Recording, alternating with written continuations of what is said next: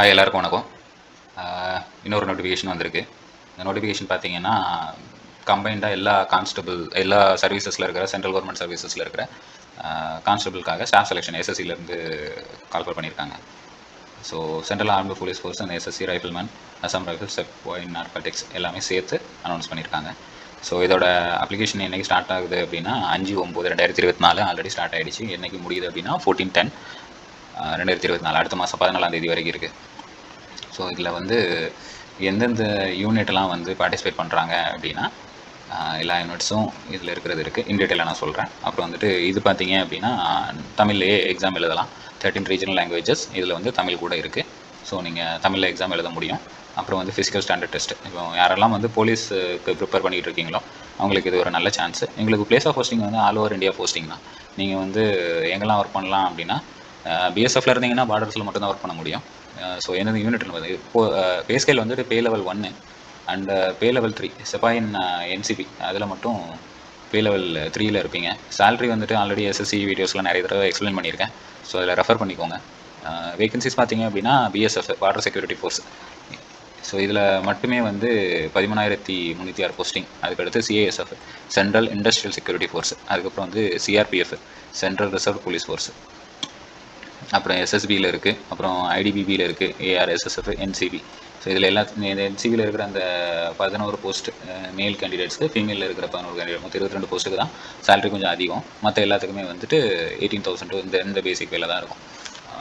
இப்போ இதில் பார்த்தீங்க அப்படின்னா சிஏஎஸ்எஃப் பார்த்தீங்கன்னா பிளேஸ் ஆஃப் போஸ்டிங் வந்து ஆல் ஓவர் இந்தியா எல்லா இடத்துலையுமே இருக்கும். ஸோ தமிழ்நாடு ப்ரிஃபர் பண்ணுறவங்க வந்து சிஏஎஸ்எஃப் ப்ரிஃபர் பண்ணாங்கன்னா நல்லாயிருக்கும். ஏன்னா தூத்துக்குடி, மதுரை, சேலம், அப்புறம் வந்துட்டு சென்னையில் இருக்கிற ஏர்போர்ட்ஸில் வந்து இருக்கிற எல்லாமே வந்து சிஏஎஸ்எஃப் தான். ப்ளஸ் வந்து சென்ட்ரல் கவர்மெண்ட்டோட factories like nuclear power plans எல்லா இடத்துலையுமே செக்யூரிட்டிஸ் வந்து சிஏஎஸ்எஃப் தான் இருப்பாங்க. போர்ட் ட்ரஸ்ட், ஹார்பர் எல்லா இடத்துலையுமே. ஸோ இதை ப்ரிஃபர் பண்ணிங்க அப்படின்னா ஆல் ஓவர் இந்தியா போஸ்டிங்க. ஸோ ஆஃப் சர்வீஸ் வந்து நார்த் இந்தியாவில் பண்ணுற மாதிரி இருக்கும். ஆஃப் சர்வீஸ் வந்து நேட்டிவ் பிளேஸில் பண்ணுற மாதிரி இருக்கும். ஸோ அதுதான். தென் பார்த்தீங்கன்னா ஏஜ் லிமிட் பார்த்தீங்க அப்படின்னா 18 to 23. ஏஜ் ரிலாக்ஸேஷன் வந்து ஆஸ் யூஷுவல் எஸ்சிஎஸ்டிக்கு 5 வருஷம், ஓபிசிக்கு 3 வருஷம், எக்ஸ் சர்வீஸ்மேனுக்கு 3 வருஷம். அப்புறம் வந்துட்டு educational qualification. The candidate must have passed matriculation or 10th SSL examination from the board or university. யாரெல்லாம் வந்து 10th qualification கம்ப்ளீட் பண்ணியிருக்கீங்களோ, எஸ்எஸ்எல்சி கம்ப்ளீட் பண்ணியிருக்கீங்களோ அவங்க எல்லாருமே இந்த போஸ்ட்டுக்கு அப்ளை பண்ணலாம்.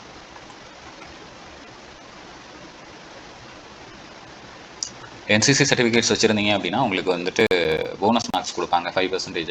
பி சர்டிஃபிகேட் வச்சுருக்கீங்க அப்படின்னா 3%, ஏ சர்டிஃபிகேட் வச்சுருக்கீங்கன்னா 2%.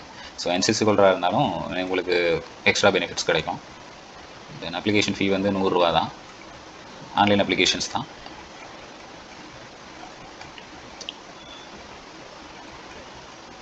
சதர்ன் ரீஜனில் பார்த்தீங்கன்னா தமிழ்நாட்டில் எங்கெல்லாம் இருக்குது அப்படின்னா எக்ஸாம் சென்டர்ஸ் இருக்குது அப்படின்னா பாண்டிச்சேரி, சென்னை, கோயம்புத்தூர், மதுரை, சேலம், திருச்சிராப்பள்ளி, திருநெல்வேலி, வேலூர். ஸோ இங்கெல்லாம் எக்ஸாம் சென்டர்ஸ் இருக்குது.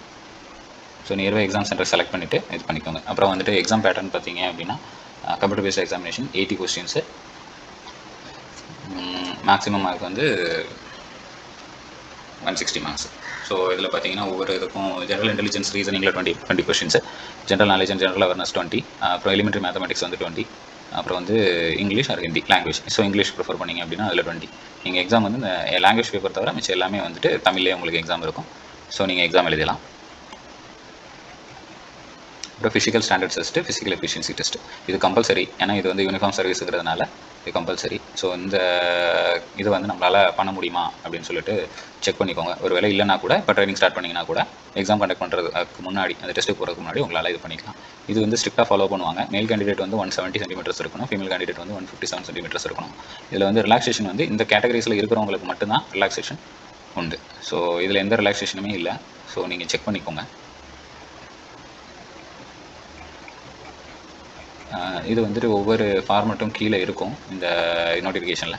ஸோ இது என்னென்ன இருக்கோ அந்த ஃபார்மேட்ஸ் வந்து நம்ம இருக்கமா அப்படின்னு சொல்லிட்டு ஒரு தடவை வெரிஃபை பண்ணிக்கோங்க. ஃபிசிக்கல் ஸ்டாண்டர்ட்ஸ், ஏன்னா எக்ஸாம்லாம் எழுதி முடிச்சதுக்கப்புறம் ஃபிசிக்கல் ஸ்டாண்டர்ட்ஸில் போயிடுச்சு அப்படின்னா ரொம்ப கஷ்டமாக இருக்கும்.